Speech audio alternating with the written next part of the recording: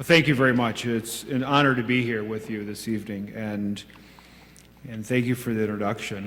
When I think about service and the real foundation of this school, the legacy of the president, I'm often reminded in my own background and the people who inspired me, that really helped me. And I remember growing up, and I grew up poor, and my father, I remember like it was yesterday when he walked out on us. And I remember the people that inspired me. I remember our local Optimist Club, giving me incredible opportunities, my teachers. I remember the day my principal, I was a junior in high school, I was ready to drop out of high school. Both my parents had dropped out of school and neither graduated from high school. And my high school principal, I was visiting him one day, which I did frequently. And I always say, it was not my choice, and he'd remind me, no, it is absolutely your choice. All right? So I was sitting in this principal's office, and this day, though, it was different. It was different.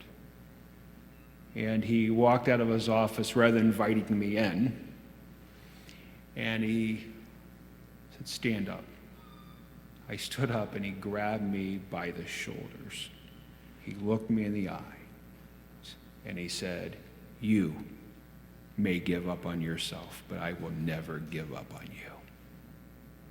And I think about the people that just make a difference for others, simply by never giving up and believing that people have opportunity that they may not understand, or people that have skills and abilities and aptitude that they just don't recognize. And our children are in our schools right now, hoping for a great life, great opportunity, and people in our communities that struggle.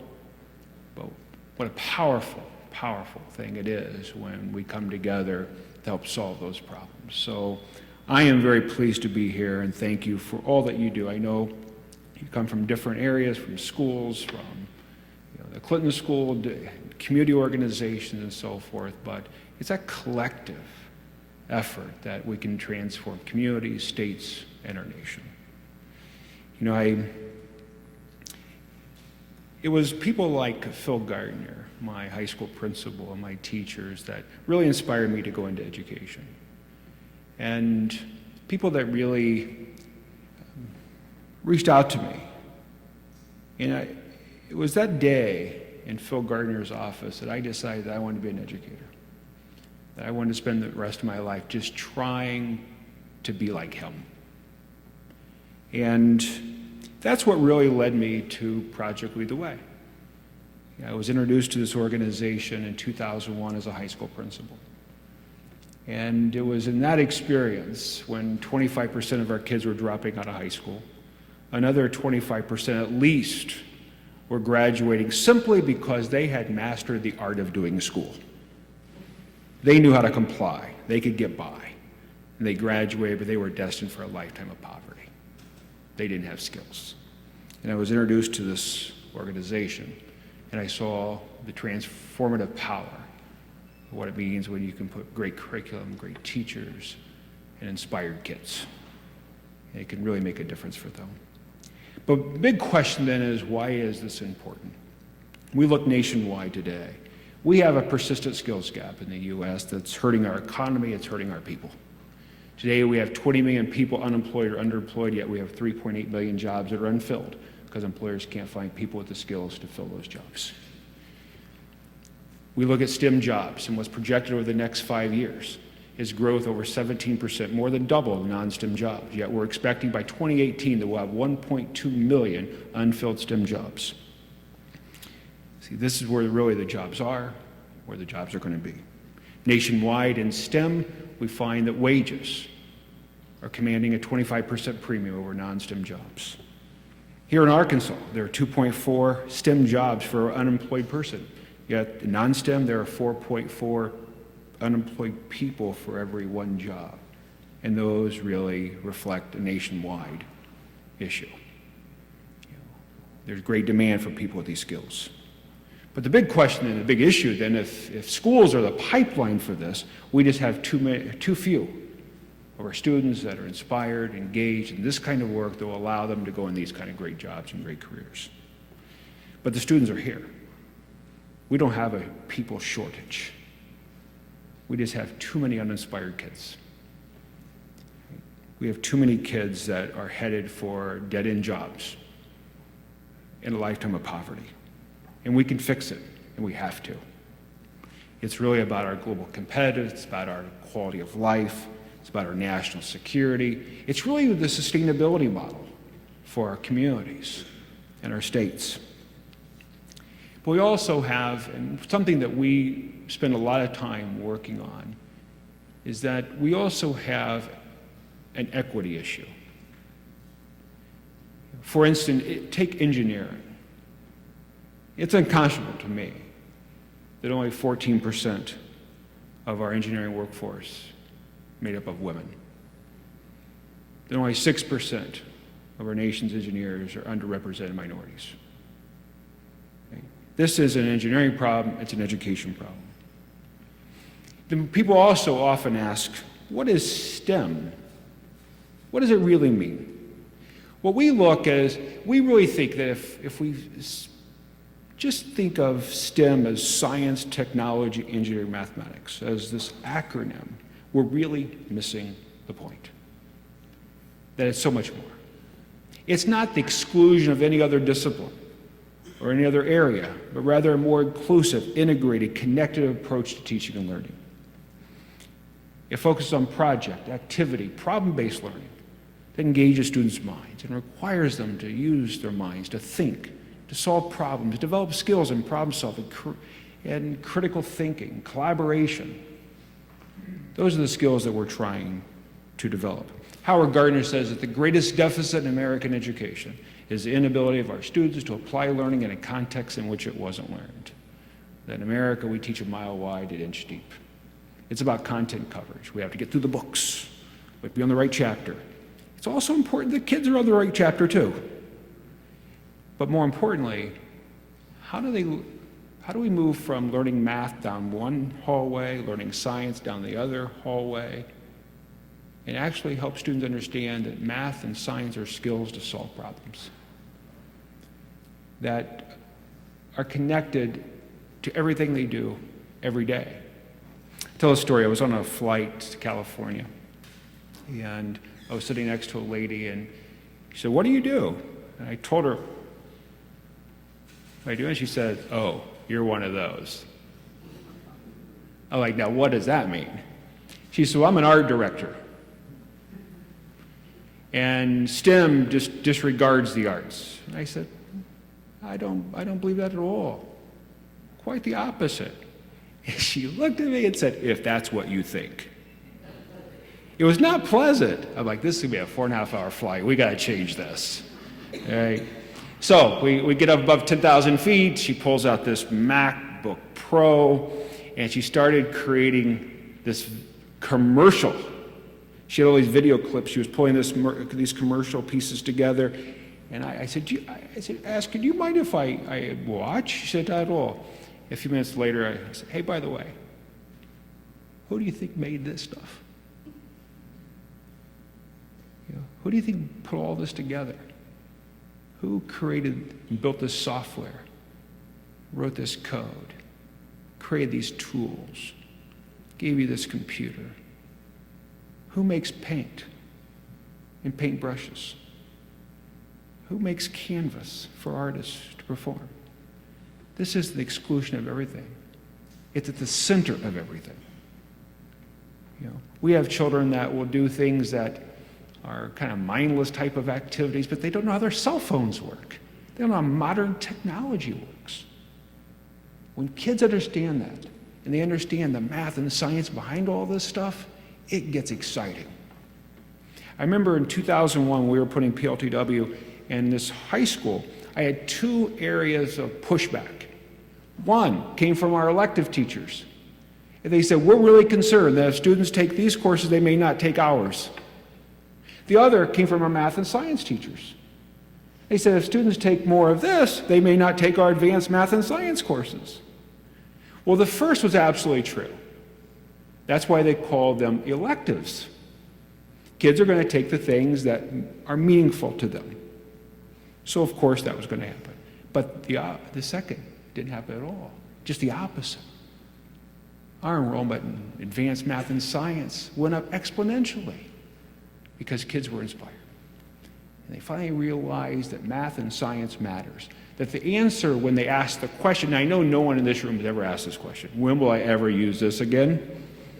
All right, why do I have to learn this? We've all asked the question. If the best that we can give, the best answer we can give is because it's going to be on the test, we are doing kids a disservice. We can show them how that math applies to the real world, then it starts to make sense. Then it's building this relevancy that's absolutely critical. But we also have to get to our kids younger. We're not going to turn kids on to math and science in high school. We're not going to solve our science and math problem by just requiring another year of math and science in high school. Just giving kids more of the same.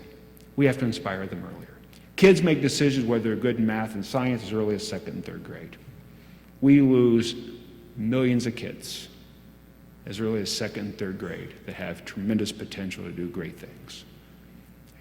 As a result, they're not reaching their potential. So we have to really focus on engaging students early, and that's why we have a K-12 solution. The other is we have to really focus on professional development for teachers. So we have 3 pillars in our organization. One is building world-class curriculum. Again, that's problem, project, activity-based. It's engaging for students in K-12. But then we have to train teachers how to teach in a project-based classroom. And too many times we have expectations for teachers, but we don't provide the kind of professional development needed to help people get where they need to be. This summer we trained over 6,000 teachers across the country. And we're very proud of that. We've trained almost 20,000 teachers over the last few years, and that number continues to grow. But the third pillar is that we have to have engaged communities. It's not about pointing fingers, placing blame. It's about collaboration. It's about helping people and lifting one another up. This is really an economic imperative. So we build partnership teams. We bring communities together, small, large, rural, suburban, urban, all over the nation. Finding ways to connect industry, business partners, K-12, higher ed, so we can create this pipeline, this continuous, seamless pipeline that we all want to see. Then we ask this real important question: does it all work?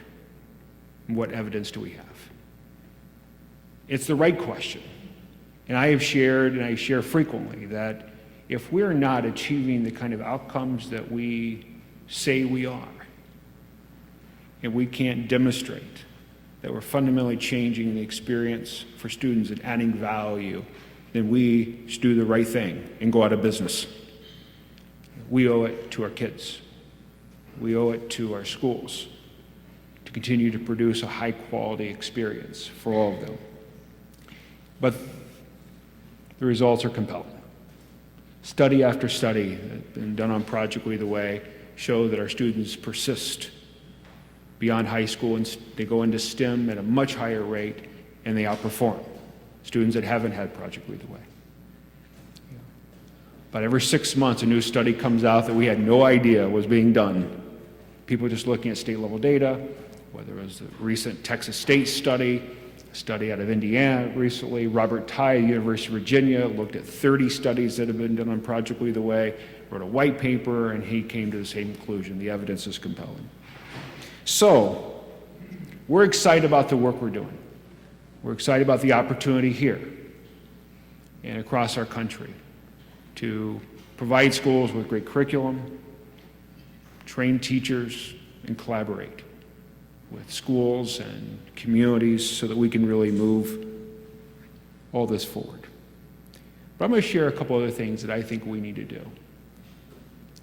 One, we have to help parents and students understand the importance of a high-quality STEM education. We have to help people understand this really matters, that skills matter.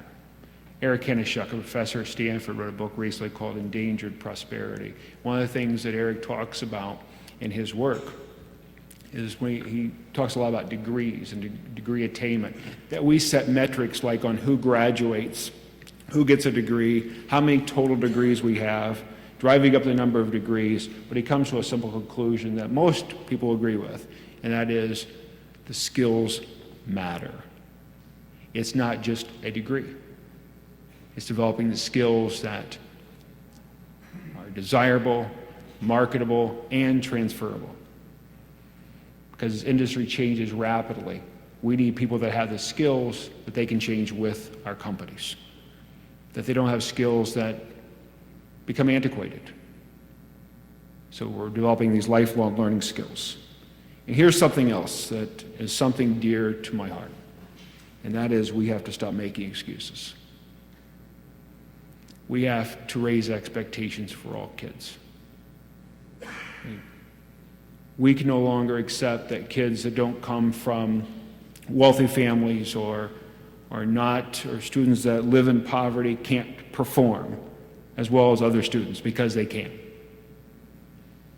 I'll give you an example. Toppenish High School, Yakima, Washington,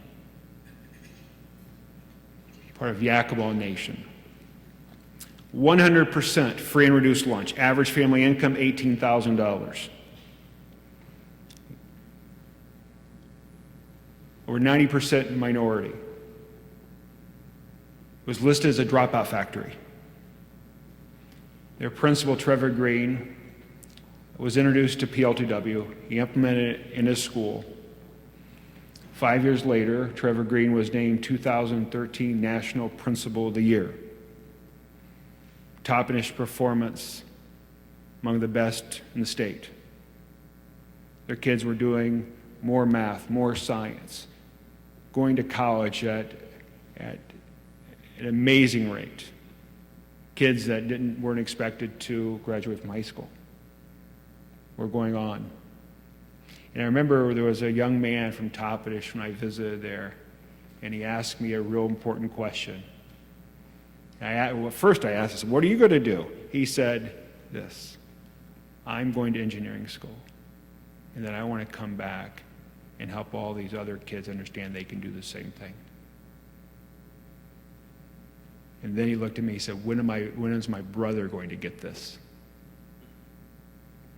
He's getting it this year. So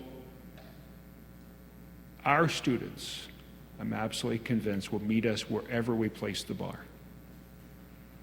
Okay? We just have to hold them to high expectations. The other thing that we have to do is stop believing that girls aren't interested in this, because they are. We have to think about the kind of intentional experiences that we provide. Here's one school, Hilliard-Davidson High School here at Hilliard, Ohio. I challenged schools in Ohio to increase the number of girls that participate in the program. And I had all kinds of recommendations. I had people that would say things like, well, paint the robots pink. I mean, things like that. I'm like, okay, this is not inspiring. Right? And it was interesting what this school did. They asked the girls what they wanted. And the girls came back and said, we're interested in this, but we're not taking these classes with the boys. He said, why not? They said, well, the boys know how to do this stuff. They do it all the time. We don't know how to do it. It was interesting. So I'm not necessarily advocating for this, but this is what this one school did. So Hilliard asked the girls, if we offer Introduction to Engineering Design for girls, will you take the course? And the girls said yes. They had 3 full sections of IED. What was fascinating about it, all but 2 of those girls continued on in the pathway with the boys. Something else had happened. The 8th grade girls, over 40% of their enrollment the next year was in IED, our first engineering course, with the boys. All it took was 1 year of breaking through to say this is okay, and the girls were there. Powerful and amazing. And here's the other thing, and this gets somewhat controversial, so I'm just going to tee that up to say this could be controversial, but I believe this. I think we have to stop giving kids irrational advice. I think we have to stop saying to kids, just follow your dreams, it will lead to a great life. I just think it's irrational to say that. Because if it were true, we would need a lot more NFL quarterbacks, a lot more Broadway performers. Here's what I say to kids. Continue to pursue your passion, but you have to develop skills in other areas. Because at the end, this is all about careers. I haven't met a single parent, and I am a parent of 4 sons. Right? And I had a son who was a senior in high school 2 years ago, and he sent me a text message during the school, which he was not supposed to. And it said, "Dad, we just read a report out of Georgetown University, and it said that the highest paying jobs in America are in science and math. Did you know that?" What struck me was that he didn't. He didn't know. We have to help our students understand there are great opportunities for them. And when kids are inspired and engaged, all of a sudden they start to dream differently. And rather than this being this great passion, this great love, this just being a job, all of a sudden they start to converge. And then all of a sudden, if your passion is golf, you actually have a job that you can afford to play golf. You can still do that. But the reality is, for it to be a job, someone has to be willing to pay you to do it. And there just aren't many people that get paid to do some of those things. So continue to pursue those passions in sports and other areas, but just understand where the jobs are, the kind of careers you want. So, if all the reports from the presidents, Congress, corporate and business leaders are true, and we have every reason to believe they are, this is a national imperative.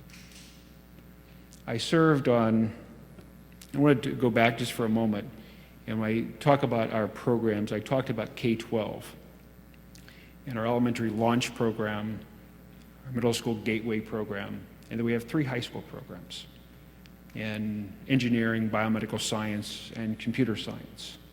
And I was part of President Clinton's STEM working group at CGI America.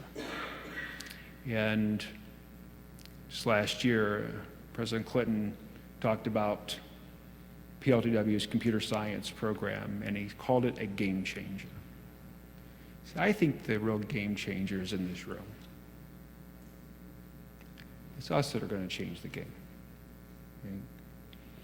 I was in a class, I had a class with a professor by the name of Gary Orfield.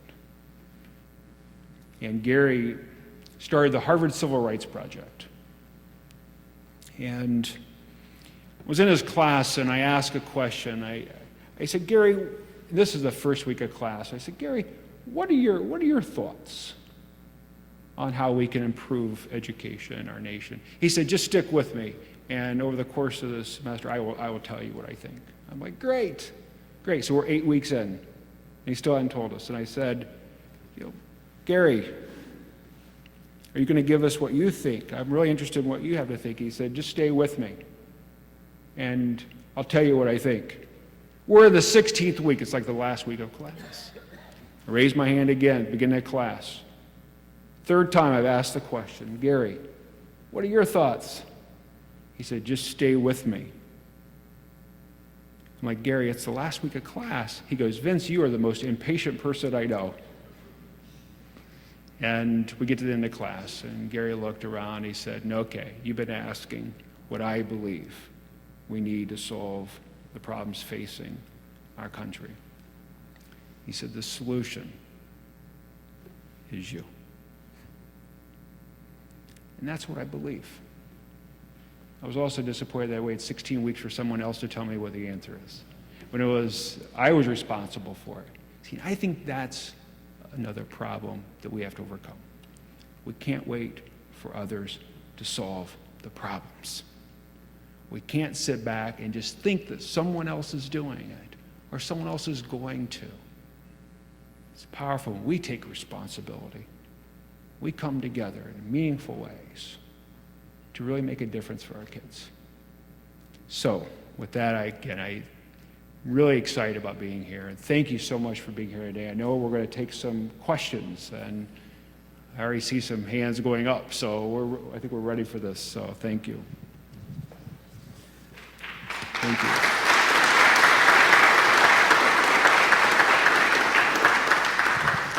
Do raise your hand and we'll get a microphone to you.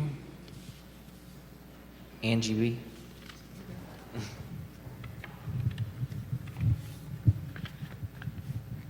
Thank you very much. I am an alumni here, graduated in May, but I'm also completing a fellowship that has been focused on consumer engagement.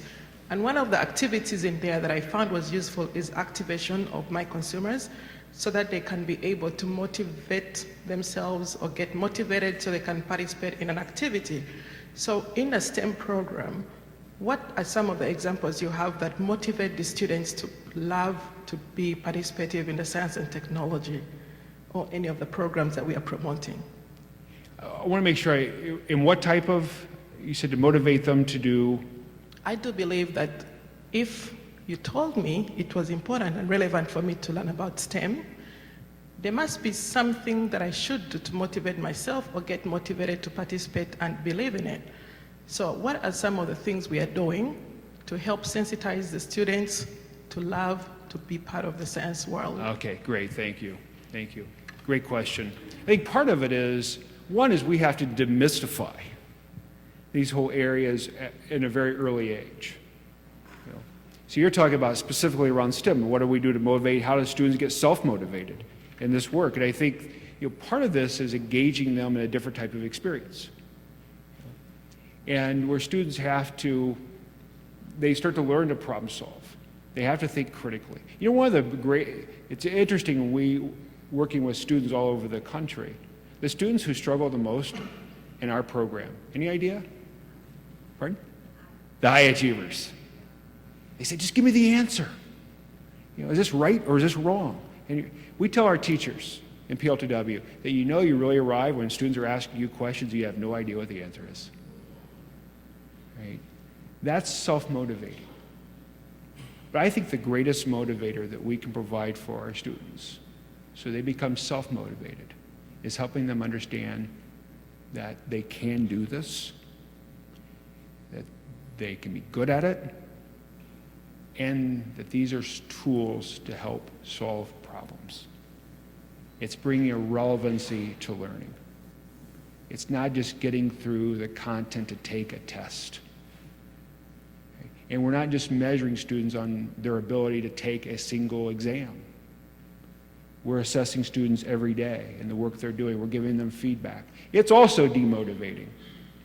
And I'm all for accountability, but it's demotivating when a student goes through an entire year, they take a test, and we call them a failure,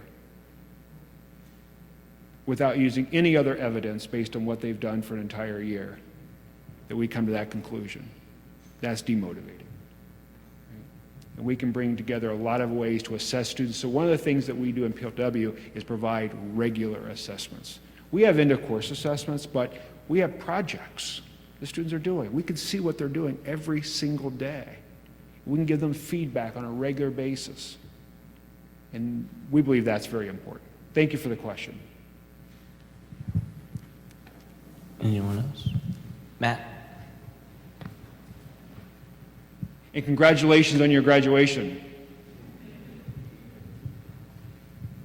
First, I want to thank you for being here and spending your time with us. I, too, am a student here at the Clinton School of Public Service, and I was really struck by your run-in with the art teacher at 10,000 feet. I've kind of experienced this myself, where people tend to want to have a patent on knowledge, and they feel like what they teach is the most important. Sure. And my question is, how do we get rid of this box knowledge mentality where students go to English to learn English, then they shift gears and they go to math class to learn math. I spent some time in a democratic school over the summer, and the only barriers in that school were the physical walls, and each lesson carried over from each classroom. And I was wondering, what are some of the ways you think that we could kind of defeat this box mentality? It's a great question. Next question. I'm kidding. No, it's really a great question. I think, earlier I talked about collaboration, right? And finding the relevancy in learning and getting away from, as Howard Gardner talks about, students' inability to apply learning in a context in which it wasn't learned. I think there are a lot of opportunities for us to collaborate with teachers across disciplines. That's why in Project Lead the Way, we're not a science class. We're not a math class. Right? We're a place where students have to apply learning from multiple areas. It's a great place for that collaboration to exist. Students are constantly, and people that are in PLTW schools, kids are constantly going to the math teacher, what about this? Asking for help with something, or to a biology teacher, to other teachers. And we see in some of our schools across the nation where there's team teaching, there's collaboration time established for people to come together to work with students in this way. But it's exactly where we need to be. And I think there are a lot of examples of where that's happening. We're starting to break down some of those barriers. We're starting to help students understand that, and students are also making that connection. They're saying, I just used that over here. Yes, that makes sense. If they can break that down, that's going to be a powerful learning experience for them as well. Thank you. Hey, how are you? My name is Austin Harrison. I'm also a current student. And I'm from Mississippi, and I've been in Arkansas for just over a year now. And I was wondering what challenges and what progress you've seen in the rural parts of the country, and kind of how you've overcome those challenges as well. Great. Each school system is different. We exist in all school types. We're in a school of 12. We have small rural schools and suburban, large urban districts. We're in LA Unified. We're in Chicago Public Schools. So we see all school types. But each presents a different type of challenge. And it really comes,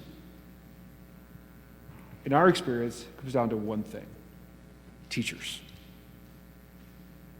So let me give you an example. This happened in one of our large urban districts. They had a collective bargaining agreement that allowed teachers to transfer. So school A trains a teacher in Project Lead the Way, and then the next school year, that teacher leaves and goes to another school, and they don't have a teacher to teach the program. Problem. In rural schools, it's just having enough teachers. So you may train a teacher to teach certain courses and programs, and if you lose that teacher, you're in a tough spot. So we've working diligently on trying to build this STEM teacher pipeline as well. We have a number of universities across the country that are starting to train our teachers in pre-service. We've opened teacher training to teachers coming from non-PLTW schools that just want to be trained, so we can build that pipeline. That's where we have experienced the most difficulty, but we're trying to work with schools to solve that problem. But we have some great implementations in small rural schools, but when they lose a teacher, it becomes a problem. And you get into, I've been a principal at a relatively small school and then a really large school. I was superintendent of a large urban district, large, about 25,000 students. It's easier when you have 2,400 students and 110 teachers, and instead of having one choir, you have 7.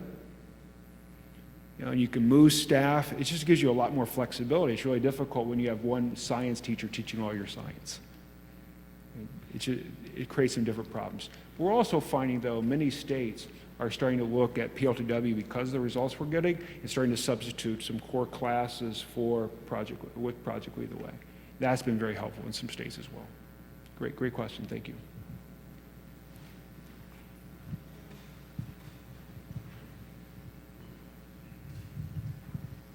Hi, Gloria Richard Davis. I'm actually a physician in the community at University of Arkansas, medical science. And I'd like your opinion on one of the things that we saw, certainly in medicine. When I started in medical school, there were very few women. And the tide changed where now the females in the class are the majority. So what is it that you can sort of learn from that model and perhaps encourage women in engineering and other areas where we have such a paucity of women? I'm sure there's some scalable models that we could look at. Yeah, there are. Thank you, and thanks for all you do. It's interesting, when we've done a lot of survey, and we've talked to a lot of people, and there are some gender differences that we find, at least in the data we get, right? Primarily around the type of work that people want to do. Whether it's viewed as, take mechanical engineering. We don't get a lot of women going into mechanical engineering. We get a lot of women that go into environmental work, energy in different areas.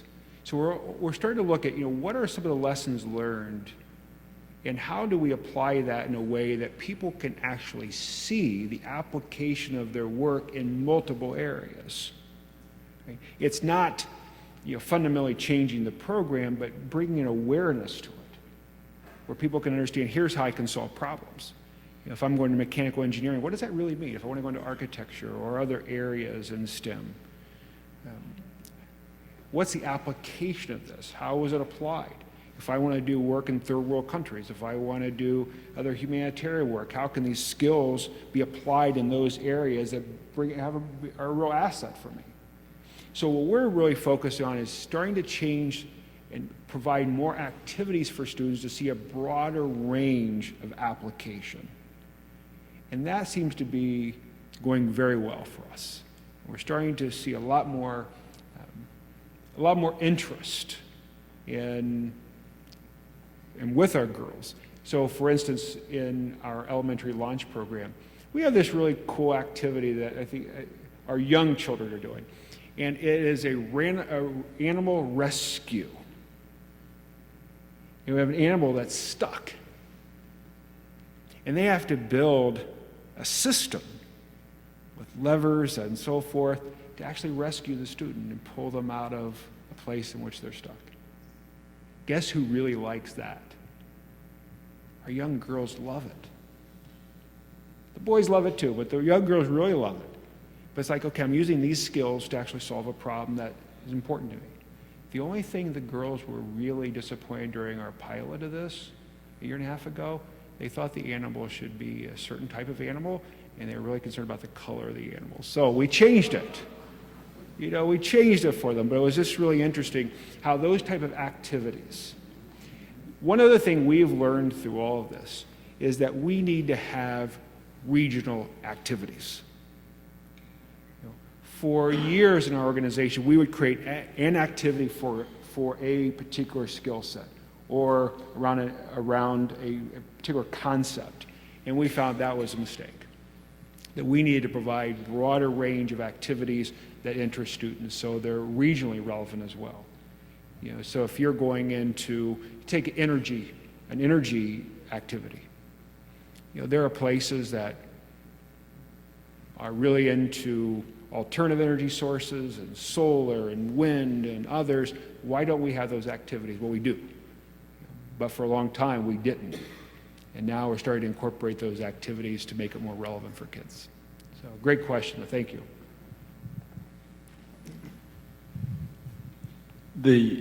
Make the assumption that Project Lead the Way is built around projects, and you just talked about a couple of them, sort of, but could you give some examples of really, what are these projects? What is it about them that makes them multidiscipline, but just some kind of basic examples of what is it that students then end up working on?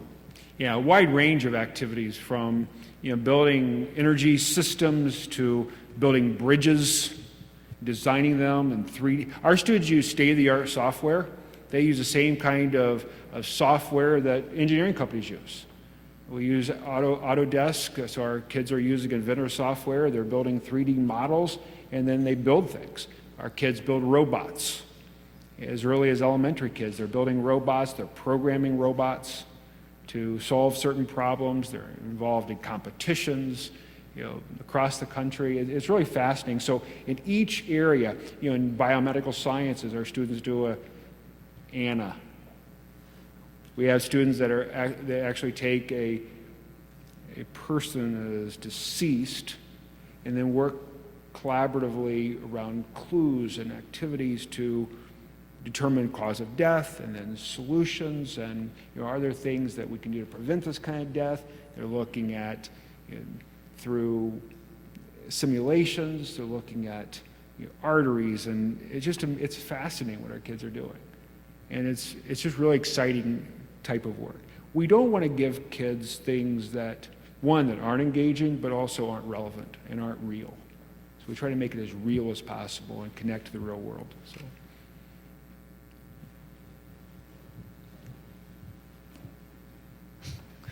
You're being attacked on both sides. Yeah, Stereo. Hi, my name is John Miller. I'm in charge of project of talent pipeline for Dassault Falcon Jet.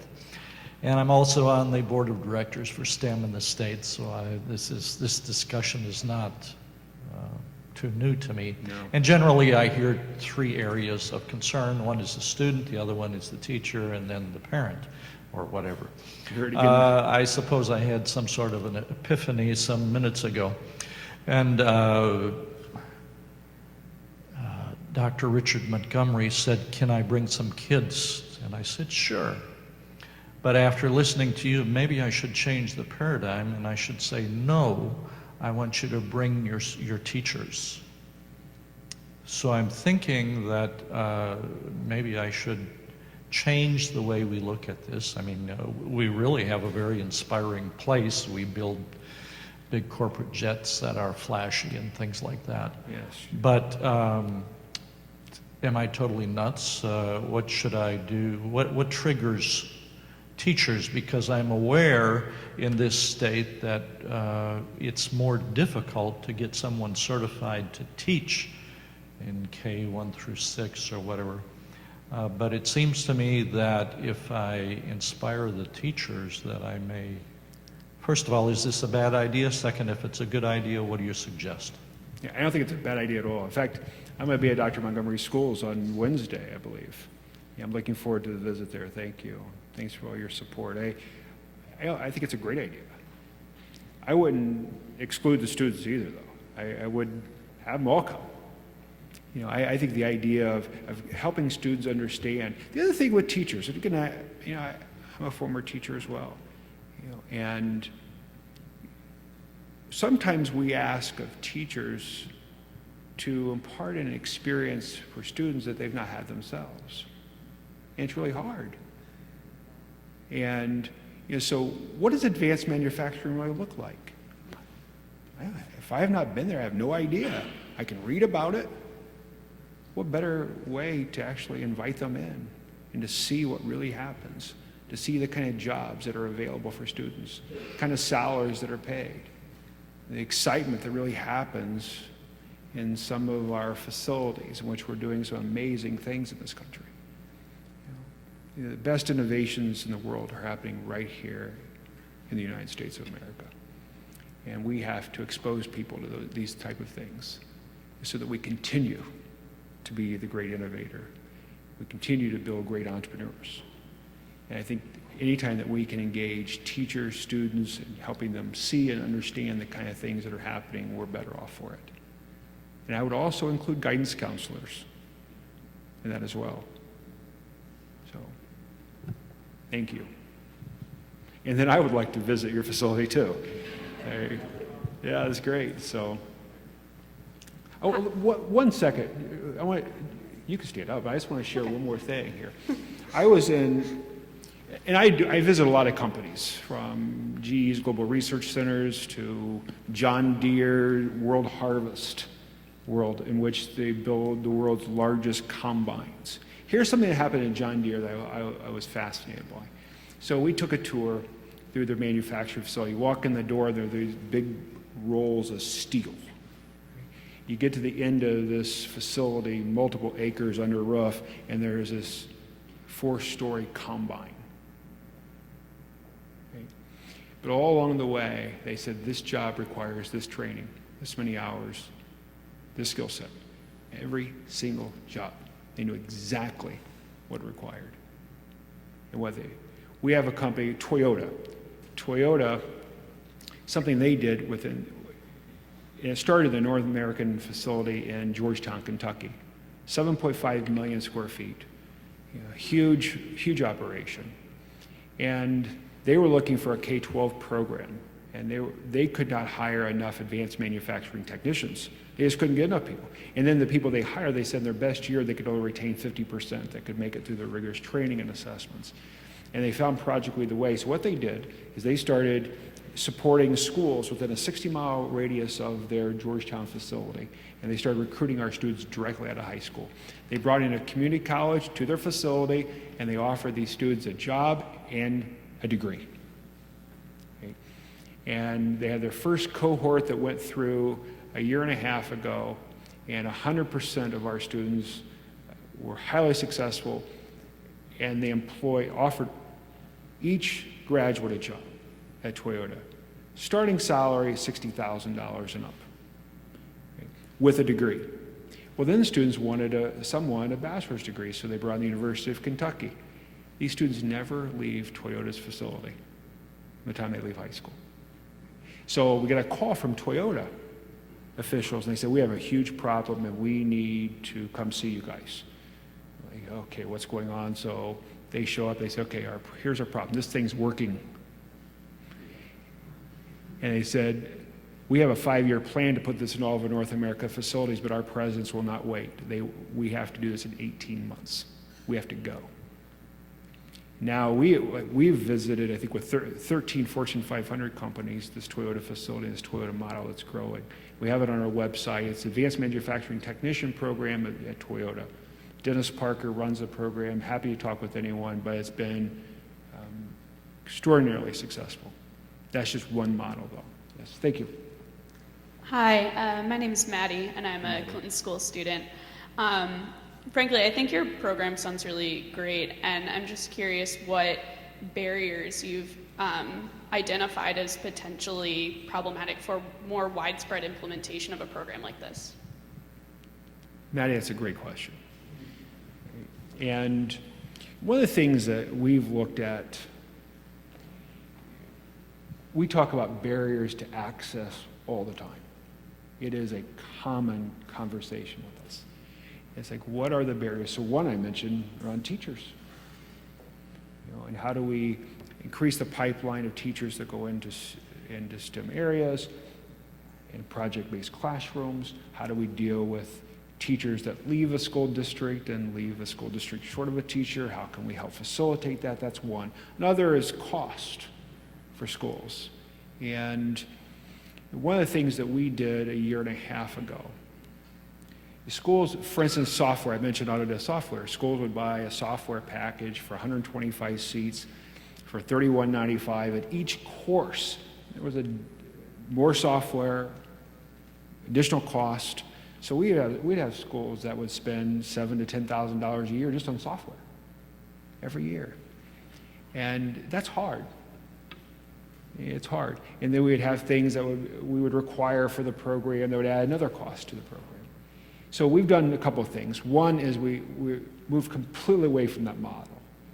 And we now charge a relatively small participation fee for our schools. So like in engineering, for all of our engineering courses, all end-of-course assessments, all of our online resources, schools used to pay $31.95 for one license of Autodesk, plus all their software. Now they pay $3,000 for everything.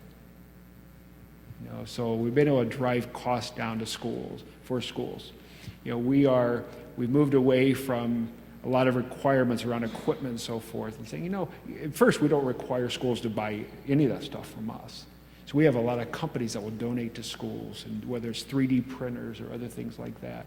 So if we can help facilitate that, engage the community in meaningful ways, we can continue to drive the cost down for schools.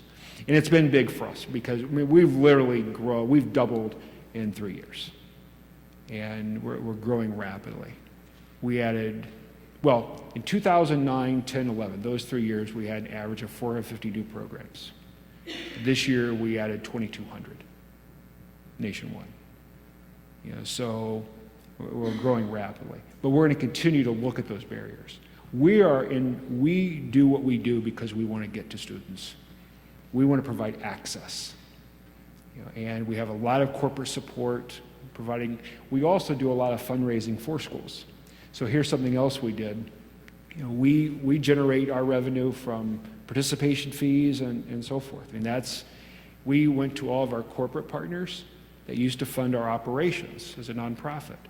And we said, we don't want you funding us. We want you funding schools. We want your money to go to children. And for us, we had to build that sustainability model and put it in place. So we were able to do that. So we went to all of our corporate partners and said, whatever you provide to Project Lead the Way, 100% of your resources will go directly to schools and into the schools you want it to go to. So here's one success story. In 2010, when they were funding operations, we raised $3.8 million. Last year, we raised over $25 million. Company after company coming in and saying, here's money for schools. And we have enough evidence that it works that they're willing to put their money behind it. And I say this to corporate leaders all the time, and I know there's some of you in here. Don't continue to complain about the problem without coming with a solution and help. Okay? We can help. And schools can't do this work alone. Education is very complex. There are many, many issues that affect a school's ability to educate children. Right? I'm going to give you a couple. One is we have the shortest school day and school year among all countries that we compete against. Right? We are not investing in early childhood education in America like we should, in my opinion. Okay? And I believe the business community can play an absolutely instrumental role in saying we have to change this. We don't pay teachers enough. And if we want to continue to recruit great teachers and keep people in the profession, then we need to treat them like professionals. And we need to stop indicting educators for all the world's problems, because that's not where it exists. All the problems that we face are ours. It's not yours, it's ours. And we can solve these problems together. So those are some of the barriers we're working on. Right? So some, I think we can have a very important role to play, and we do have an important role to play by bringing companies together and say, okay, how do you really make a difference? So we have companies like, I'll give you one example, Chevron. Chevron has donated tens of millions of dollars to Project Lead Schools. Companies like Lockheed Martin and General Motors, Toyota, there's a long list of companies that are making investments in PLTW today. But they're also bringing in a voice. We tell companies, we're not after your money. Right? We need your voice. We need your support. We need you to help bring relevance to this work. Right? If you just want to write us a check, we don't want your money. If it's just writing a check and walking away, then give it to someone else. And one other thing we did, and this was a real risk, and we had a company come to us and said, we're going to invest in 20 different programs, and yours may be one of them, and so we sat down with their leadership team, and we just asked a couple simple questions. What do you want? Is this a PR initiative, or are you trying to make a change for kids? In the silence in the room at the time I asked the question, gave me the answer. I said, if you really want to do something for PR, then there are a lot easier ways to do that. If you want to make a change for kids, here's what I'd recommend you do. Right? don't think about just giving your money to 20 organizations that fill out a form. Find one you believe in that can help you make that change, get behind it, and take it to scale. If it's not us, we perfectly understand, but I'd rather you do that than take your money in ways that you really won't make a difference. We didn't hear from them for 6 months, and they came back and said they agreed, and they gave all of their money to PLTW schools, after a lot of research. So we have organizations like Change the Equation. Some of you may have heard Change the Equation, but it is a national effort, a CEO-led organization to identify scalable, effective programs, and they identified 4 STEM organizations, and we were the only in-school program endorsed by Change the Equation. All that's on the web as well. You can look it up. So, great question, long answer, a lot of barriers, but that's the real optimism that we all bring to this, right? That we can make a difference, we can make a change. So, I know many of you still have questions, and I do hope that you come up and continue this conversation that we've started. Vince, thank you so much for coming. Collins, thanks for your help in bringing him here, and thank you all for coming out. Thank you. Thank you. I'll tell you what, before we leave, may I share one last thing with you? Just give me a moment here.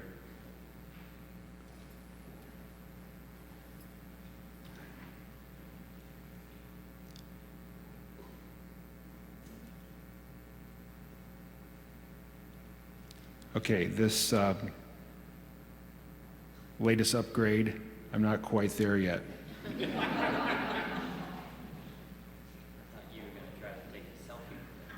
I was going to take a selfie with everyone. That's it. Can I make a comment while we're waiting? The Girls with Promise program of the Women's Foundation of Arkansas will be this Thursday and Friday. They're doing exactly what we're talking about. They take 200 eighth-grade girls from all over the state of Arkansas, bring them to Little Rock, and introduce them to, they can hear me, to women who have succeeded in those endeavors. And they mentor them, and they show them that it can be done. I'm a volunteer on the Student Recruitment Committee. If you want to help Arkansas girls find their way in these areas, get in touch with the Women's Foundation of Arkansas. They're on the internet. You can Google them and get involved in that. It's all volunteer work. It's a tiny organization, and they're doing wonderful things. Thank you. Great, thank you for sharing. They need to articulate with you guys. Pardon? They need to articulate with you guys. And we do that too. Yeah, from me. We really try to find a lot of ways to partner with organizations across the nation that share the same vision, same mission. Great. All right, so I need to share this with you. This came from Jesus, right? Hello, my name is Jesus. I recently learned about Project Lead the Way, and I want to know if you have any PLTW programs in California. I attend, I won't say the high school, I attend this high school in this school district, and we are a district with not of the greatest means. And I'm wondering if your program would consider coming to our school. He said, I'm taking a robotics class, and I'm really interested in engineering. And there are a lot of students just like me who want to be better informed. Will you please take our school into consideration? You can reach me on by phone. My email is, you can contact my robotics teacher, his email is, and my principal's cell phone number is. I mean, our kids are thirsting for this stuff. They want to be inspired. They want to make a difference. And you're making a difference. So thank you again for all that you do. And please let us know anything that we can do to assist in your efforts. We're here. Robin, Vic are here and are ready to help. Bruce is here and ready to help. And thank you for being here, Bruce. And we just have a great team and a lot of people that are really committed to this work, but we're also committed to collaboration. So again, thank you very much for coming this evening.